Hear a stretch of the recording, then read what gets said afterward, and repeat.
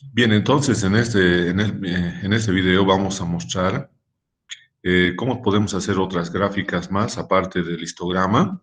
Habíamos dicho que es importante que sepamos, por ejemplo, hacer gráficas de resumen como un polígono de frecuencias, también una ojiva de frecuencias. Y eso es lo que vamos a hacer el día de hoy, y por lo tanto vamos a compartir la pantalla.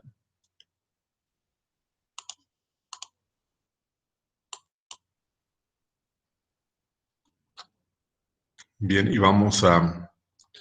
estamos yendo a nuestra base de datos con la que estábamos trabajando, que no sé si ya la pueden ver ahí. Hola. Sí, ingeniero, Sí, se se ve ve. bien. Bien, entonces lo que nosotros hemos hecho inicialmente es la tabla de frecuencias y habíamos hecho también el histograma, ¿no? Entonces el histograma está acá. Eh, Tenemos ahí el histograma, ¿no? Y ahora tenemos que realizar otro gráfico que es importante, que es el polígono de frecuencias, ¿no? El polígono de frecuencias. Y al final lo que tenemos que hacer también es un resumen. No nos olvidemos en esto el histograma. El resumen se refiere fundamentalmente a cuál es la frecuencia absoluta mayor y cuál es la frecuencia absoluta menor, ¿no? Las que tenemos acá. Entonces, hemos visto que en la clase número 3, que tiene un valor medio de 61.1 centímetros, es la que presenta la mayor frecuencia absoluta con 1237 árboles. En cambio, la última clase, ¿no? Que tiene un valor medio de clase de 122.6 centímetros, solamente tiene 3 árboles. Entonces, estamos viendo cuál es el que tiene, o también cuáles son los dos primeros, que en este caso serían la clase 3 y la clase 4, y cuáles serían los dos últimos, que serían la penúltima y la última clase, que tienen solamente 7 árboles y en el último caso 3 árboles, ¿no? Bien, entonces ahora vamos a hacer el polígono. Para hacer el polígono, nosotros tenemos que basarnos en estas dos columnas. Uno, marca de clase, y el otro, frecuencia absoluta. Entonces, en un polígono de frecuencias, marca de clase va a estar en el eje X y frecuencia absoluta en el eje Y. Entonces, para esas 10 clases que tenemos ahí, entonces vamos a ir acá y lo vamos a copiar. Bueno, esto lo vamos a llevar un poco más hacia acá. Ahí está bien. Bien, y lo vamos a copiar acá, ¿no? Vamos a copiar y vamos a colocar, ¿no? Pegado especial, solamente valores. Entonces, acá tenemos solamente los valores, ¿no? Entonces, bueno, esto lo vamos a cambiar. Aquí estamos trabajando con un solo decimal. Entonces, vamos a cambiar esto y nuevamente le ponemos con formato de celda. Vamos y colocamos un solo decimal. Entonces, número, y colocamos acá un decimal. Bien, entonces ya tenemos el decimal y aceptamos, ¿no? Bien, entonces, ahora hemos dicho que la marca de clase va a estar en el eje X y lo vamos a llamar entonces X, y la frecuencia absoluta va a estar en el eje Y, ¿no? Bien, entonces, estos son mis datos para el polígono. Lo único que me falta hacer es un punto de inicio y un punto final calcular. Los puntos de inicio siempre van a tener 0, porque va a empezar a nivel del eje horizontal, entonces sí va a estar 0. Y el punto final igual va a acabar a nivel del eje horizontal de X, por lo tanto este también va a ser 0. Bien. Pero acá lo que nos interesa saber ahora es cuál es el valor de X para el punto inicial. Entonces vamos a poner punto inicial del polígono, punto inicial. Y el último que vamos a colocar acá va a ser el punto final. Punto final. Entonces tenemos punto inicial y punto final. Bien, para que calculemos los valores de X para el punto inicial, este va a ser igual, ¿no? Igual al límite inferior de acá de la primera clase, 41.8, menos Y aquí tenemos que colocar menos la mitad del intervalo de clase. Entonces acá tenemos acá el intervalo de clase. Este es el intervalo de clase. Y por lo tanto eso tiene que ser intervalo de clase dividido entre 2, la mitad del intervalo de clase. Bien. Entonces ahora este será nuestro punto inicial de X. Entonces vamos a ir formato de celda. Le damos número y le colocamos también un decimal. Bien. Y entonces lo que hemos hecho es acá, esta formulita, esto es el límite inferior de la primera clase, 41.8, menos la mitad del intervalo de clase. Por eso es que tenemos acá el intervalo de clase que está en la celda G8, acá, en la celda G8, 7.69 tenemos que dividir entre 2, ¿no? Bien. Y el último, para el punto final, ¿cuál va a ser el valor de X? El valor de X va a ser el límite superior de la última clase, ¿no? De la última clase, y que en este caso sería el límite superior de la última clase, sería este 134, ¿no? 134. Ahora, más lo mismo, más la mitad del intervalo de clase, más, entonces nuevamente nos vamos acá al intervalo de clase dividido entre 2. Entre 2. Entonces acá tenemos, y ese es nuestro valor, ¿no? Entonces ese es nuestro valor y por lo tanto este lo vamos a colocar simplemente con un decimal. Bien, entonces ahí ya tenemos nuestros datos para hacer el polígono. Para estar seguros podemos ir acá a datos, fórmulas y rastrear precedentes. Por ejemplo, ¿quiénes han participado en el cálculo del punto inicial? Ha participado el límite inferior menos la marca de clase dividido entre 2. Está muy bien.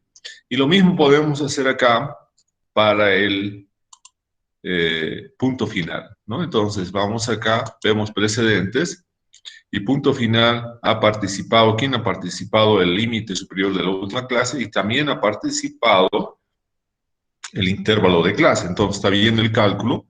Vamos a quitar flechas, ¿no? De Excel. Bien, y ahora empezamos a graficar. Lo único que tenemos que hacer es seleccionar estas dos columnas, ¿no? Nos vamos a insertar, pero acá vamos a insertar un gráfico de líneas, acá el primero, ¿no? O si quieren pueden cambiar también, podemos cambiar, a ver, por decir, podemos cambiar un poco mejor acá, y podríamos poner este de acá, ¿bien? Ahora ya tenemos ahí, ya hemos ingresado los datos, ahora lo bajamos este gráfico acá, y empezamos entonces a configurar nuestro gráfico. Lo primero que tenemos que hacer, hemos dicho que para nosotros un polígono es cuando en el eje X tenemos estos valores de marca de clase, los valores de X, y en el eje Y las frecuencias absolutas. Entonces, eso es lo que vamos a hacer. Vamos a ir acá a seleccionar datos. Seleccionamos datos. Y fíjense acá, no está la marca de clase en el eje X. Entonces, lo vamos a editar y colocamos los valores de X en el eje horizontal. Bien, ahora sí aparecen. Y en el eje vertical solamente dejamos Y. Entonces, este otro vamos a quitar y aceptamos.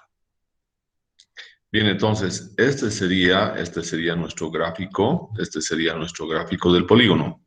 Bien, ¿qué es lo que falta acá? Lo que falta acá es, acá cuando ustedes tienen el gráfico, tenemos algunas herramientas, como por ejemplo, títulos del eje, ¿no? Títulos del eje, y acá el título, ¿no? Es estos valores que están en el eje horizontal, son diámetro, a la altura del pecho, a la altura del pecho en centímetros, ¿no? Y lo que está aquí en el eje vertical es frecuencia absoluta. Frecuencia absoluta. Bien. Entonces ahí tenemos la frecuencia absoluta. ¿Qué más podemos hacer acá? Podemos darle, bueno, acá no necesitamos esto de la leyenda porque es un solo valor en X, por lo tanto lo suprimimos. Bien, y podemos colocar de la misma manera que hemos hecho acá, Podemos irnos hacia acá, ahí, debajo del anterior. Y entonces acá nosotros vamos a poner el título. El título es puesto histograma del diámetro de los árboles. Entonces, este va a ser polígono de frecuencias. Polígono de frecuencias. El diámetro de los árboles. El diámetro de los árboles. Entonces, ahí tenemos el polígono de frecuencias del diámetro de los árboles. Bien, ¿qué más necesitamos acá? Necesitamos colocar también las etiquetas. Bien, ahí pueden ver las etiquetas, ¿no? Siempre estamos empezando en cero, el punto inicial, y estamos terminando también en cero, ¿no? Entonces, acá lo que nos interesa es que nosotros tenemos acá un polígono, ¿no? Acá fíjense, tenemos 10 clases, ¿no? Acá tenemos 10 clases, pero como nosotros hemos incorporado un punto inicio y un punto fin, entonces, ¿cuántos lados va a tener un polígono para una tabla de frecuencia de 10 clases? Tenemos 1, 2, 3, 4, 5, 6, 7, 8, 9, 10, 11 y el eje horizontal 12. 12 lados tiene entonces este polígono. Entonces, siempre tenemos que agregarle esos dos lados por el punto inicio y por el punto final. Entonces, si nosotros tuviéramos una tabla de frecuencia con 9 clases solamente, entonces tendría nuestro polígono 11 lados, ¿no? En este caso tenemos 12 lados, ¿no? Porque tenemos 10 clases. Pero ¿cuál es el uso? ¿Cuál es el uso del polígono? Nosotros podemos considerar al polígono en realidad como una aproximación a la curva de distribución de la variable diámetro de los árboles. Ustedes pueden ver, por ejemplo, que aquí está el punto más alto, el punto más alto. Entonces, fíjense, estamos yendo acá, estamos yendo, si nosotros hiciéramos una curva, y vamos a tener una cola más larga en la parte derecha, Entonces, podríamos decir acá que de acuerdo a este polígono, la curva de distribución del diámetro tendría que ser una curva asimétrica, porque el punto más alto, fíjense, el punto más alto no está en la parte central, está en la parte más a la izquierda, y por lo tanto la cola más larga va a ser a la derecha. Por lo tanto, en ese caso podemos decir que la curva de distribución de esta variable va a tener asimetría hacia la derecha. Por otro lado, si esto fuera inverso, lo inverso significa que este punto más alto estuviera más a la derecha, vamos a suponer en este punto, entonces nosotros vamos a decir que acá, cuando el punto más alto está más a la derecha, entonces la cola más larga lo va a tener la izquierda, va a ser a la izquierda, cuando el punto más alto está a la derecha. Entonces la cola va a estar más larga en la izquierda y por lo tanto en ese caso decimos que nuestra curva de distribución del diámetro va a tener una asimetría a la izquierda. Entonces para eso nos sirve el polígono, por una parte. Por otro lado, nosotros podemos considerar esta figura como un área. Entonces, esta figura como un área. Nosotros vamos a colocar acá sus líneas principales, ¿no? Las líneas principales, pero también podemos colocar las líneas secundarias, ¿no? Entonces, vamos a suponer que nosotros estamos en este punto, acá, donde está el valor de 61.1 centímetros, ¿no? Entonces, si nosotros vemos, por ejemplo, este punto de acá, 61.1 centímetros, si nosotros viéramos un área a la izquierda y otra área a la derecha, indudablemente que la área a la derecha es mucho mayor que el área a la izquierda. Por lo tanto, la probabilidad de tener valores menores a 61.1 va a ser toda esta área que está a la izquierda. Y la probabilidad de tener valores mayores a 61.1 centímetros va a ser toda el área que está a la derecha. Entonces, a partir de cualquier punto en el eje X, nosotros siempre vamos a tener un área a la izquierda y un área a la derecha. Y eso lo va a definir, va a estar relacionándose con probabilidades. Entonces, como aquí el área es más pequeño a la izquierda, y como el área acá es mucho más grande a la derecha, entonces podemos decir que la probabilidad de tener valores mayores a 61.1 centímetros es mucho mayor que la probabilidad de tener valores menores a 61.1 centímetros. Entonces, de esa manera, nosotros podemos ir interpretando, ¿no? Pero básicamente es que tenemos un cuerpo geométrico con polígono, ese polígono tiene un eje horizontal, y en cualquier punto de ese eje horizontal nosotros podemos ver una división de nuestro polígono en una parte hacia la izquierda y la otra hacia la derecha, lo cual va a estar relacionado con las probabilidades de ocurrencia de estos eventos, tanto menores o iguales a ese valor, como también mayores o iguales al mismo. Bien, eso sería el polígono de frecuencias del diámetro de los árboles. Ahora vamos a generar otro gráfico. El siguiente gráfico es la ojiva de frecuencias, pero esas frecuencias tienen que ser frecuencias acumuladas, ¿no? Normalmente en el caso de las frecuencias acumuladas, se recomienda utilizar mejor las frecuencias relativas acumuladas y mucho mejor todavía si nosotros tuviéramos calculado las frecuencias relativas acumuladas, pero en porcentaje, como lo tenemos acá, ¿no? Entonces, para que nosotros generemos una ojiva de frecuencias acumuladas, vamos a trabajar con los límites superiores de cada una de las clases y con las frecuencias relativas acumuladas en porcentaje. Entonces, estas dos columnas nos van a permitir a nosotros generar la ojiva de frecuencias, y de hecho, el límite superior de cada una de las clases tiene que estar en el eje X y la frecuencia relativa acumulada en porcentaje en el eje Y. Bien, entonces, eso es lo que vamos a hacer ahora en el gráfico.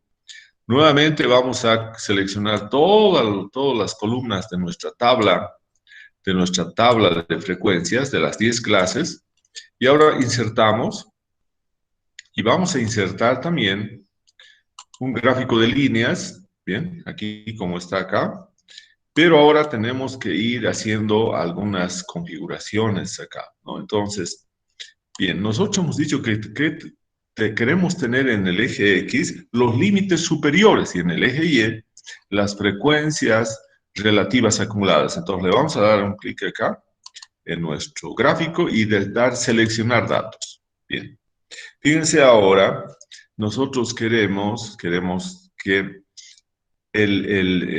la frecuencia relativa acumulada en porcentaje no esté en el eje horizontal, sino en el eje vertical. Por lo tanto, acá cambiamos y lo llevamos al otro lado.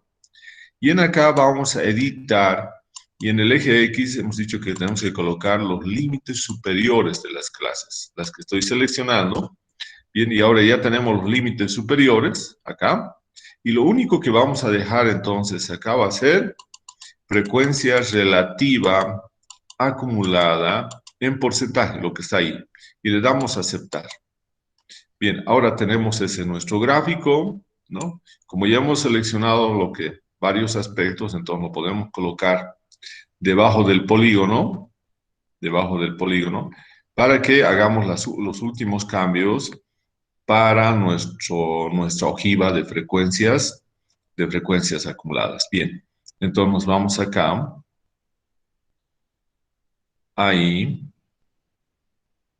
Bien, ahora tenemos que colocar los elementos del gráfico, los títulos. Entonces, ¿qué hemos dicho acá? ¿Qué valores son estos que tenemos ahí?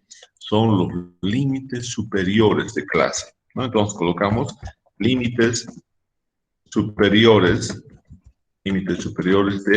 de clase, ¿no? Esto está dado indudablemente en términos del diámetro a la altura del pecho, ¿no?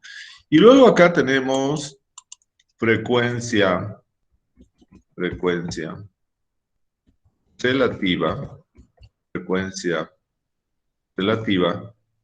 acumulada, y acá tenemos en porcentaje. Bien, entonces ahí tenemos la frecuencia relativa acumulada en porcentaje, ¿no? Acá no necesitamos esta leyenda porque tenemos un solo valor en el eje Y, ¿no? Se elimina. Bien, ¿Cómo podemos hacer acá? Una cosa importante, fíjense acá, en este eje, en el eje vertical, tenemos los valores con dos decimales. No necesitamos otros valores con dos decimales porque son frecuencias relativas acumuladas. Por lo tanto, le vamos a dar formato, le vamos a dar formato y vamos a colocar acá el número y simplemente le vamos a decir que no queremos dos decimales, queremos sin decimales, ¿no? Y ahora han desaparecido los decimales. Sacamos también esto ahí. Bien, otro aspecto importante acá son que tenemos que agregar las líneas de división principal y las líneas de división secundaria, como las que tenemos ahí. Bien, otro elemento que tenemos que incorporar son las etiquetas de los datos, que bueno, ya aparecen ahí. Ahí tenemos las etiquetas de los datos.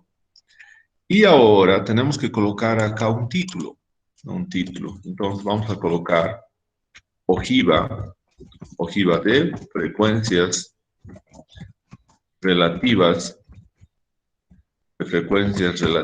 acumuladas en porcentaje. Bien. Entonces aquí tenemos la ojiva de frecuencias relativas acumuladas en porcentaje y ese sería el gráfico. Ahora, ¿cómo lo vamos a interpretar la ojiva de frecuencias? La ojiva de frecuencias la vamos a interpretar para cada uno de estos puntos. Por ejemplo, fíjense acá, yo tengo acá 64.9 centímetros de diámetro como límite superior de la tercera clase, ¿no? Acá este es de la primera, de la segunda, de la tercera clase. Entonces, si yo me coloco en este punto 64.9, entonces puedo decir que la probabilidad de tener valores menores o iguales a 64.9 centímetros de diámetro a la altura del pecho es 65% aproximadamente. En cambio, la probabilidad de tener valores mayores a 64.9 centímetros sería de un 35% aproximadamente, ¿no? 65 más 35 nos va a dar justamente el 100%, ¿no? Entonces, puedo interpretar acá. Aquí también podría interpretar y decir en este otro punto para el valor de 80.3 centímetros. Entonces, podemos decir que la probabilidad de tener diámetros a la altura del pecho menores o iguales a 80.3 centímetros es de un 95.55%. Vamos a suponer que es un 95%. Por lo tanto, la probabilidad de tener valores del diámetro mayores a 80.3 centímetros va a ser aproximadamente de un 5%, ¿no? Lo mismo acá, ¿no? Entonces acá tenemos la probabilidad de tener, ahora nos concentramos en 88 centímetros, la probabilidad de tener diámetros a la altura del pecho menores o iguales a 88 centímetros es igual a 97.59% o 97.6%, ¿no? Y por lo tanto, la probabilidad de obtener valores mayores a 88 centímetros, simplemente ahí va a tener un valor de 2.6% aproximadamente, ¿no? 2.4%. Entonces, posiblemente para que se pueda entender mejor estos valores también los podríamos llevar solamente a un decimal para no estar teniendo problemas en la interpretación. Entonces, vamos a llevarlo a un decimal, ¿no? Podemos llevarlo a un decimal, a ver, vamos a ver. ¿Dónde está acá? Bien, entonces podemos aquí, a ver, vamos a llevar. Está con dos decimales, podemos ponerle un decimal. Bien, entonces ahí tenemos el decimal, ¿no? Hemos cambiado el formato de decimal. Y ahora, por ejemplo, acá, si nosotros decimos, por ejemplo, acá, 99.6, ¿cuánto es lo que faltaría para 100%? Simplemente, ¿no? Un 0.4%, ¿no? Acá 99.6, lo que falta por 100 es un 0.4%. Entonces, nosotros vamos a decir que para para 103, para un diámetro de 103.4, la interpretación va a ser la siguiente, que la probabilidad de tener diámetros menores o iguales a 103.4 centímetros es de un 99.6%. Y la probabilidad de tener diámetros mayores o iguales a 103.4 centímetros es simplemente un 0.4%, no llega ni al 1%, ¿no? Y en acá, mucho peor todavía acá, ¿no? Acá estaríamos en que la probabilidad de tener valores menores o iguales a 111.1 centímetros es del 99.9%, y la probabilidad de tener valores mayores a 111.1 centímetros sería un 0.1%, ¿no? Entonces, de esa manera nosotros tenemos que interpretar la ojiva de frecuencias acumuladas, ¿no? Entonces, ese es un aspecto que tenemos que ver en el cálculo de estos gráficos, ¿no?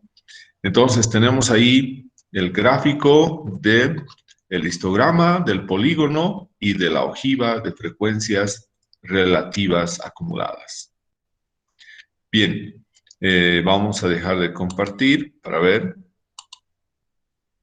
Bien, antes de continuar, quisiera saber si alguien tiene alguna pregunta con respecto a lo que hemos visto. ¿Tiene alguna duda? Hola, ¿me escuchan? No comprendí muy bien lo de los límites superiores. Ya. Aquí vamos a ver, bueno, vamos a nuevamente. ¿Tiene alguien, antes de pasar a explicar a detalle los de los límites superiores, ¿tiene alguien alguna consulta más con respecto a lo que hemos visto? Hola,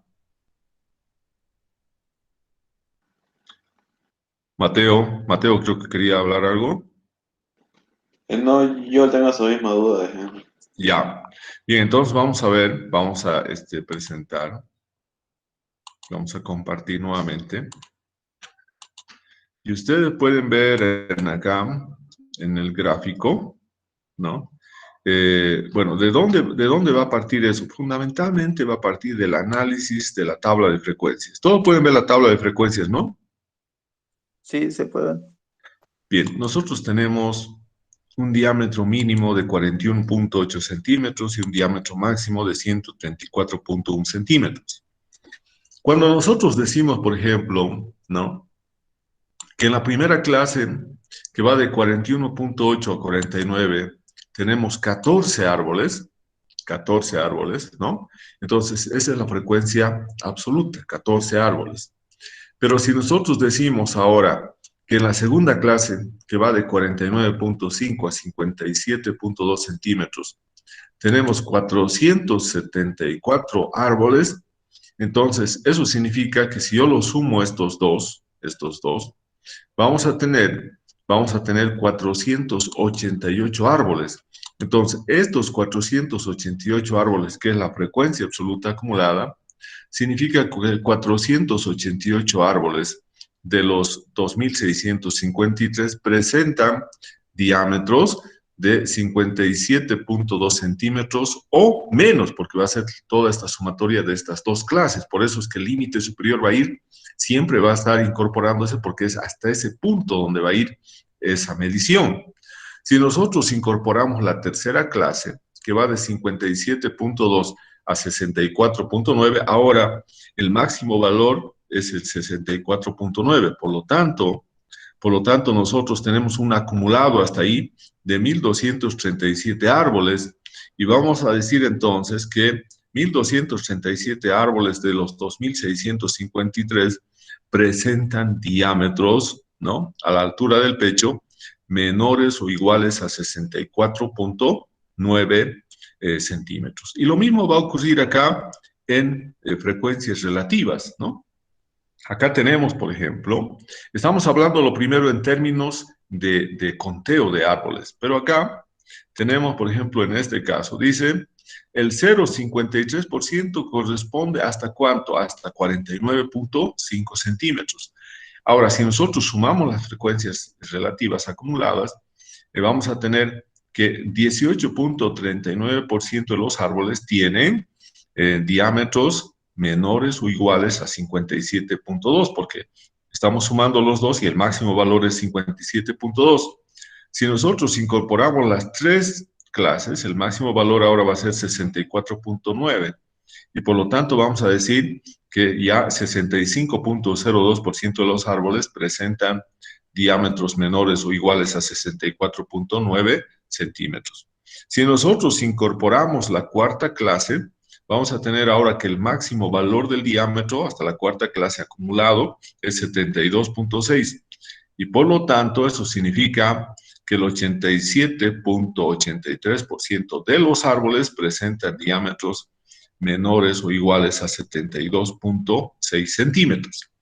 Entonces, esta relación que estamos viendo, nosotros lo vamos a expresar en términos de una gráfica. Y nuestra gráfica justamente son límites superiores acá, ¿no?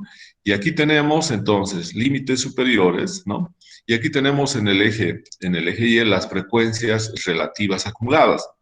Por ejemplo, habíamos indicado acá, en 64.9, yo tengo entre el primero, el segundo y el tercero, el límite superior del tercero es el máximo valor, 64.9, y hasta ahí tengo un 65% de los árboles. Y por lo tanto puedo decir que la probabilidad de tener valores del diámetro a la altura del pecho menores o iguales a 64.9 centímetros es de un 65%. En cambio, la probabilidad de tener diámetros, ¿no?, mayores a 64.9 centímetros, o sea, a la derecha, es de un 35%. Y eso se puede hacer la interpretación en cada uno de los puntos. No sé si se ha entendido. Hola. Sí, gracias. Bien, ahora vamos a irnos acá a la presentación. Nosotros hemos estado calculando en este momento, hemos calculado acá, tenemos por ejemplo, es un gráfico del histograma, a ver, vamos a mostrar, acá tenemos el histograma y el polígono en el mismo gráfico, que también se puede hacer, ¿no? Nosotros hemos hecho en forma separada, por un lado el histograma y por otro lado el polígono, pero también se puede hacer en el mismo gráfico el histograma, ¿no?, que son la unión de estos rectángulos, y también el polígono, ¿no? Y aquí también podemos ver la ojiva, ¿no? La ojiva, que se puede hacer con líneas, como hemos hecho, o también se puede colocar y se puede hacer con rectángulos, ¿no? Entonces, esto es básicamente lo que hemos hecho hasta ahí. Bien, ahora, a partir de acá, como nosotros tenemos el diámetro, una variable aleatoria, continua, cuantitativa, entonces tenemos que aplicar métodos numéricos para efectuar un resumen de la información muestrada, ¿no? ¿Y qué significa aplicar métodos estadísticos que describan la variable? Significa calcular, aplicar fórmulas, ¿no?, que describan cada una de las variables, ¿no? Y estas medidas descriptivas son medidas de tendencia central, donde podemos calcular la media aritmética, la mediana y la moda. Aunque la media aritmética no es la única que se puede calcular, también tenemos la media geométrica, la media cuadrática, ¿no? Y tenemos la media ponderada, etcétera. Pero de todas maneras es una expresión de un valor central de la distribución de una variable, cualquiera de estas medias, ¿no? Entonces, vamos a tener la media aritmética, o también conocida como promedio, la mediana y la moda. Dentro de las medidas de variabilidad o de dispersión, vamos a tener la varianza como la fundamental definición de la dispersión de los datos, la desviación media, que posiblemente no es muy utilizada, la desviación estándar, que sí se la utiliza mucho, de la misma manera el coeficiente de variación, ¿no?, que tenemos ahí. Y también tenemos ahí falta una medida de variabilidad o de dispersión cuando nosotros realizamos y aplicamos muestreos para estimar los parámetros de una población. Entonces tenemos que considerar cada uno de los valores como promedios y por lo tanto vamos a tener su medida de variabilidad, el error estándar, ¿no? Que no está ahí. Luego tenemos las medidas de posición, que son medidas que nos permiten hacer aproximaciones de probabilidades de ocurrencia a partir de determinados valores que toma la variable aleatoria. Y para esto tenemos medidas de posición como los cuartiles, los quintiles, los deciles, los cetiles. Y finalmente, vamos a tener medidas que describan la forma de la curva de distribución de una variable aleatoria. Y en ahí vamos a tener entonces el coeficiente de asimetría por un lado, y la kurtosis por otro lado, ¿no? Entonces, este es un resumen de todos los métodos numéricos que nosotros podemos aplicar a una variable aleatoria cuantitativa, ¿no? ya sea continua o discreta. Bien, ahora, si nosotros queremos ver estos valores y sus fórmulas, también vamos a tener una siguiente consideración. Vamos a tener fórmulas tanto para variables o para datos que no están agrupados en clases, y también vamos a tener la fórmula para datos que sí están agrupados en clases. Cuando nosotros generamos una tabla de frecuencias, ya estamos agrupando nuestros datos en clases. Entonces, la que más se utiliza son el cálculo de las medidas descriptivas, pero para datos agrupados, porque hemos dicho que siempre vamos a trabajar con un gran número de datos y vamos a requerir agruparlos en clases. Pero de todas maneras, si nosotros tuviéramos pocos datos, podemos calcular estas medidas sin considerar la frecuencia de cada una de las clases.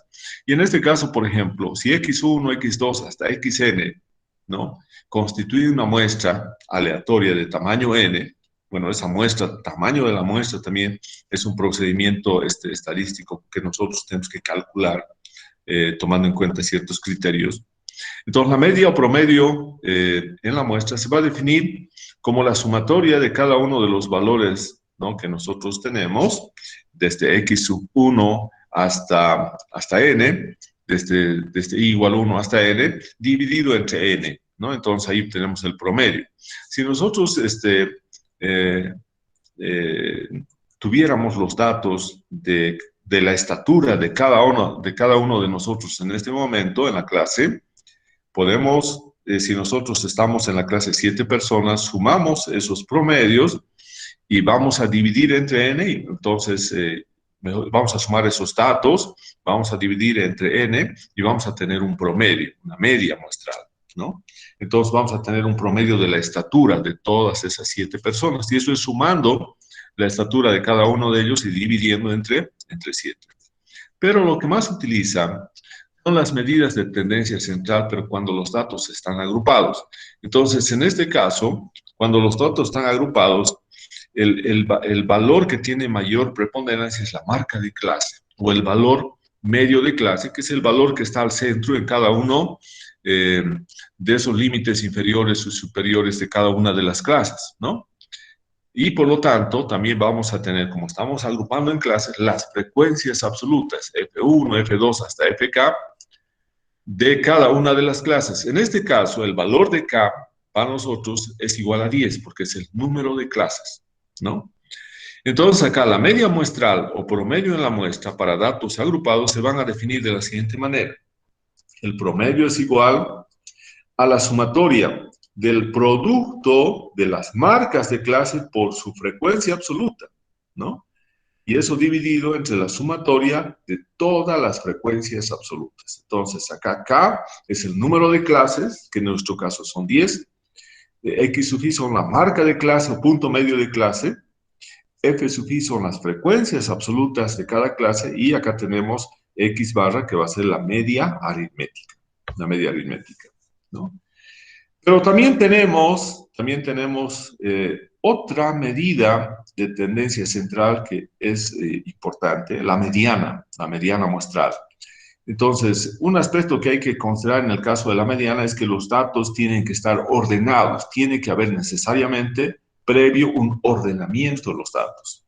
Entonces, si x1, x2 hasta xn constituye una muestra de tamaño n, pero que previamente ha sido ordenado de menor a mayor, entonces la mediana muestral es el cuantil 0,5 de su distribución de frecuencias. Eso significa que el valor de la mediana va a ser el valor, ¿no? El valor a partir del cual la mitad de los datos están debajo de ese valor y la otra mitad están encima de ese valor. Vamos a suponer que si tuviéramos 100 datos de la estatura de las personas, entonces la mediana va a ser aquella estatura donde la mitad, o sea, 50 observaciones van a estar debajo de esa estatura y el otro 50% va a estar encima de esa estatura. Entonces, esa estatura va a representar a la mediana, a la mediana. Entonces, la mediana, si nosotros la consideramos como una medida de tendencia central similar a la media aritmética, ¿cuáles son las diferencias que hay entre la mediana y la media aritmética? Fundamentalmente, las diferencias es, primero, la media aritmética tiene la ventaja de que su fórmula es bastante sencilla para calcular. En cambio, en la mediana, como vamos a ver, su fórmula es un poco más compleja. Requiere más elementos para el cálculo de la mediana.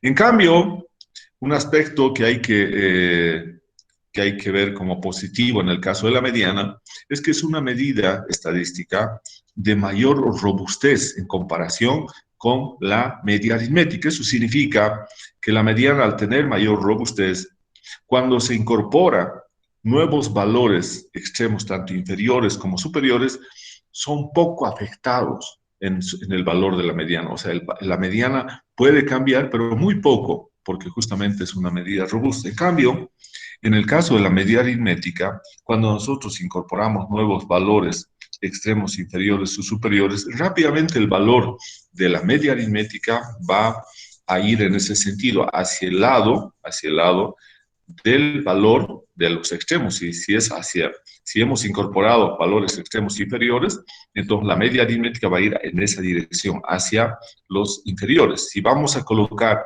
valores extremos superiores, nuestro valor de la mediana va a ir en el otro sentido, hacia los valores extremos superiores, ¿no?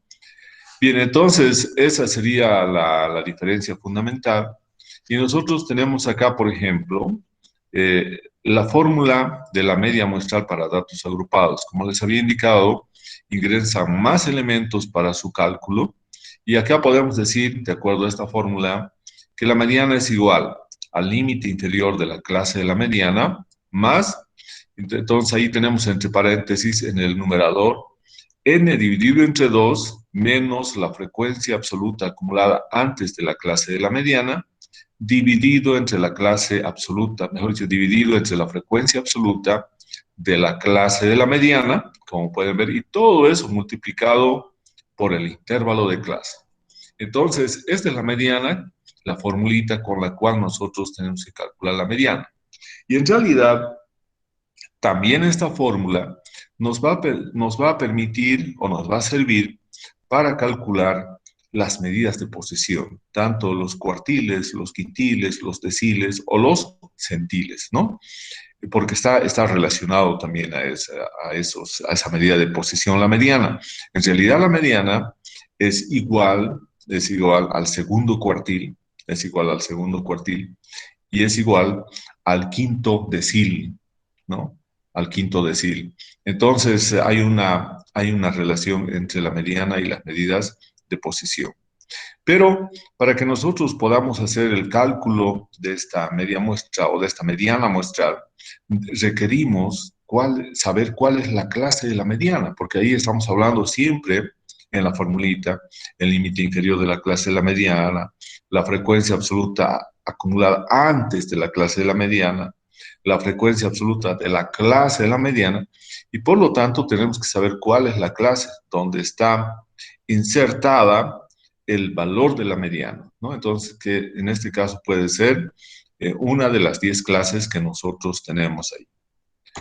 Bien, y finalmente, como otra medida de tendencia central importante, tenemos la moda muestral, ¿no? La moda, que es el valor, su definición estadística sería, es un valor que describe, ¿no? Que describe una tendencia central, ¿no? Pero que está relacionado con los valores que se repiten con mayor frecuencia, ¿no? Entonces, para el caso de las variables continuas, la moda es la marca de clase que posee mayor frecuencia y podemos tener en una curva de distribución una o más valores modales, ¿no?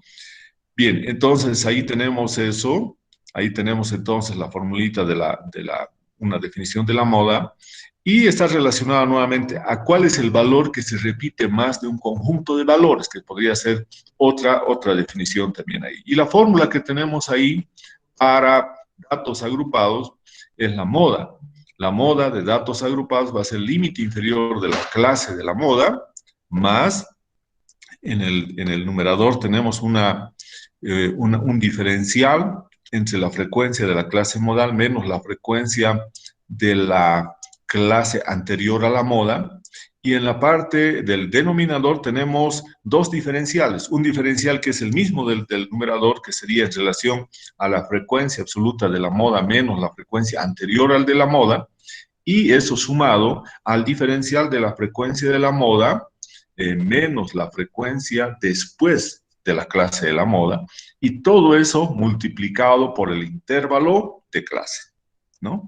Entonces ahí tenemos la moda para los datos agrupados con estas consideraciones, y por lo tanto acá también es importante que nosotros podamos saber cuál es la clase de la moda, ¿no? Entonces tenemos que definir de la misma manera que hemos dicho que vamos a hacer con la clase de la mediana, tenemos que saber cómo vamos a identificar cuál es la clase de la moda. Bien, entonces, esto entonces lo vamos a ver la próxima clase, los cálculos, lo vamos a hacer la próxima clase, pero ya tenemos ahí las formulitas y vamos a ver cómo podemos entonces calcular estas medidas de tendencia central. Bien, no sé si alguien tiene alguna pregunta, alguna consulta. Entonces vamos a detener ahí la grabación del video.